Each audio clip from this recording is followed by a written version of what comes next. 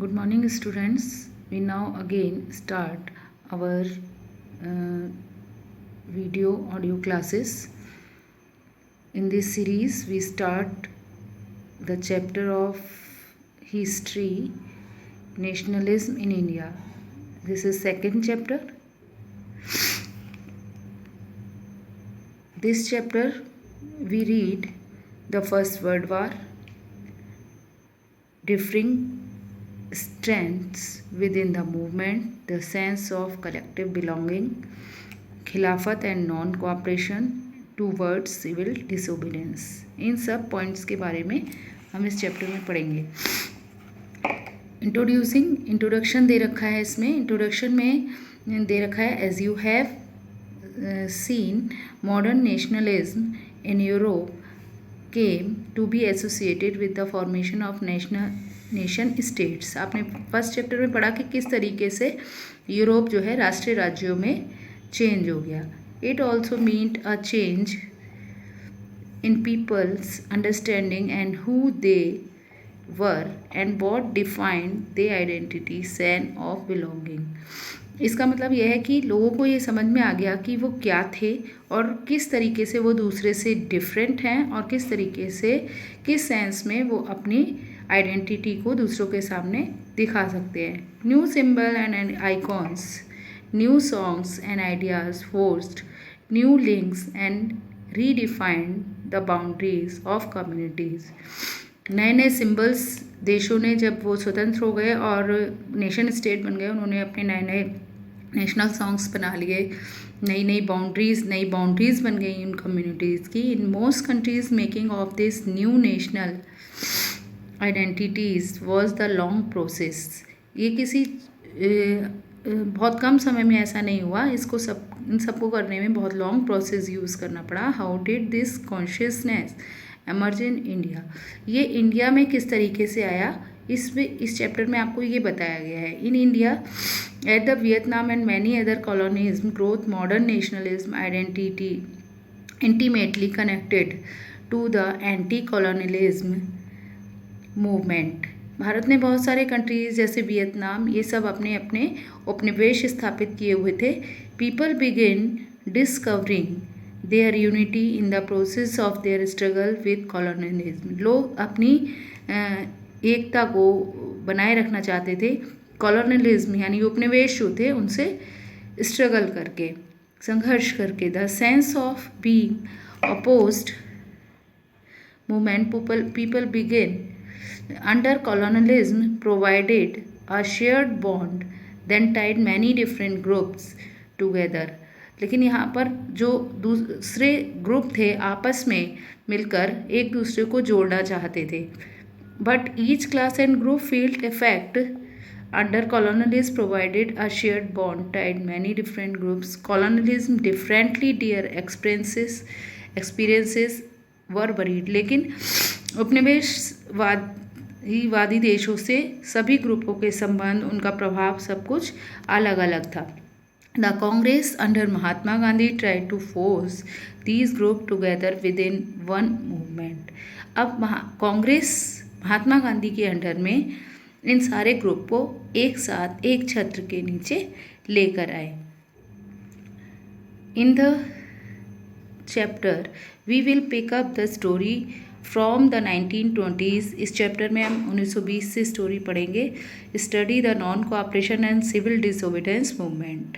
सविनय अवज्ञा आंदोलन और असहयोग आंदोलन के बारे में हम इस चैप्टर में पढ़ेंगे। We will explore have to Congress sought to develop the nation movement, how different social groups participated in the movement and how nationalism capture the imagination of the people. किस तरीके से लोगों ने इस पर पार्टिसिपेट करके और जो इमेजिन किया हुआ था कि हमारा देश आज़ाद हो, हमारा देश नेशनलिज्म हो, वो किस तरीके से हो पाया।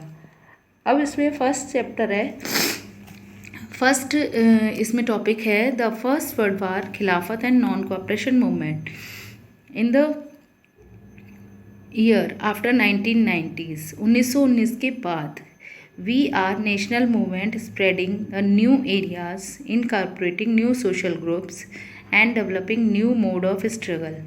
1919 के बाद हमने देखा कि नए नए नेशनल आंदोलन, नए नए राष्ट्रीय आंदोलन हो गए अलग अलग एरियाज़ में, अलग अलग सोशल ग्रुप में, और किस तरीके से नए नए तरीके से संघर्ष किए जा रहे थे। How do we understand these developments, हम किस तरीके से इस विकास को समझ सकते हैं। What implication they have, did they have, किस तरीके से इम्प्लीकेशन इसमें हुए।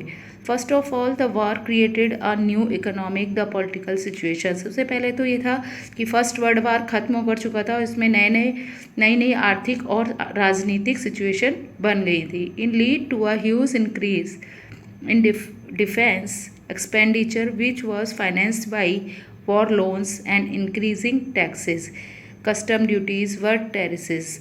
अब युद्ध में जितना भी एक्सपेंडिचर हुआ था उसको पूरा करने के लिए लोगों के ऊपर नए नए टैक्सेस और इनकम बढ़ाने के लिए नए नए तरीके से लोन लिए जाने लगे।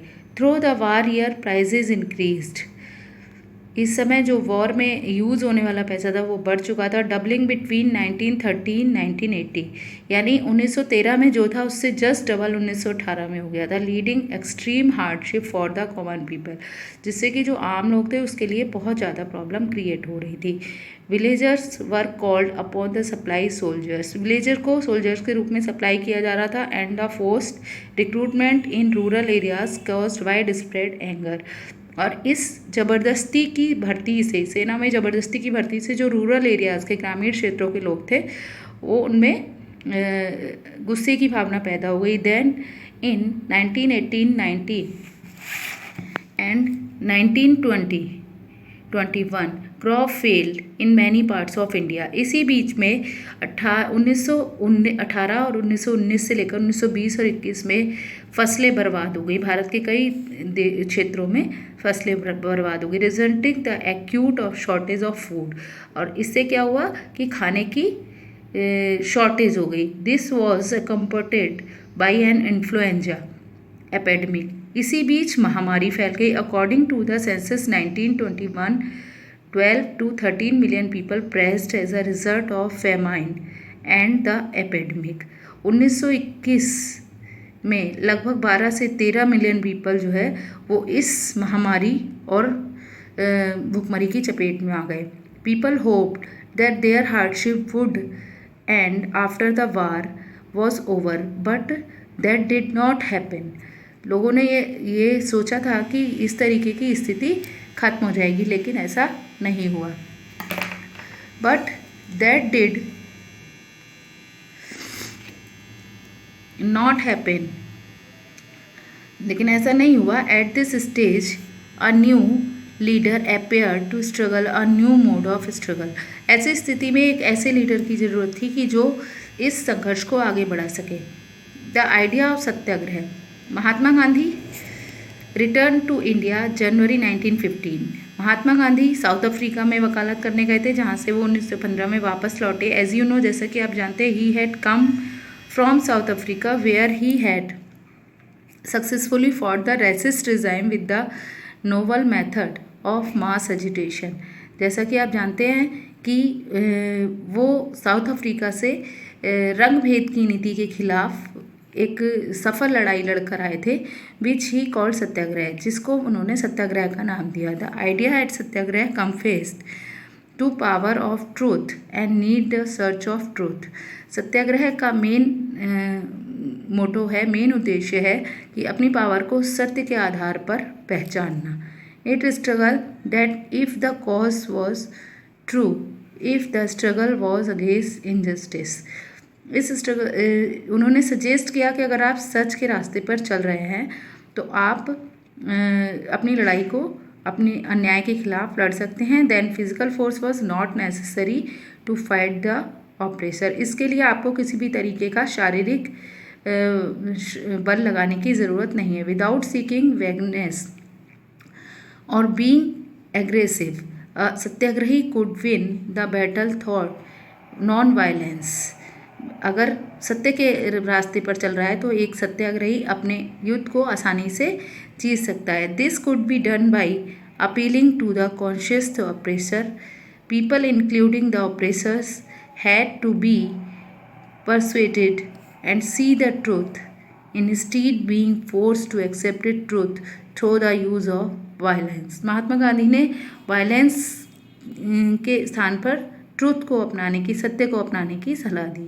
Bye this struggle truth was bound ultimately triumph. इस स्ट्रगल में सत्य को सबसे पहला हथियार बनाया गया. Mahatma Gandhi believed that this dharma of non violence could unite all Indians. Mahatma Gandhi का विश्वास था कि अगर हम सत्य के रास्ते पर चलें तो हम इंडियंस को एकजुट कर सकते हैं. आफ्टर अराइविंग इन इंडिया पहुंचकर Mahatma Gandhi successfully organise Satyagraha movement. उन्होंने आसानी से सत्याग्रह मूवमेंट को ऑर्गेनाइज कर लिया. In 1960 he travel to Champaran in Bihar to inspire the peasants struggle against operation plantation system. 1916 में उन्होंने बिहार के चंपारण की यात्रा की, जहां उन्होंने किसानों द्वारा चलाए जा रहे प्लांटेशन के खिलाफ आंदोलन में भाग लिया. Then 1917 he organise satyagraha to support the peasants of Kheda district Gujarat.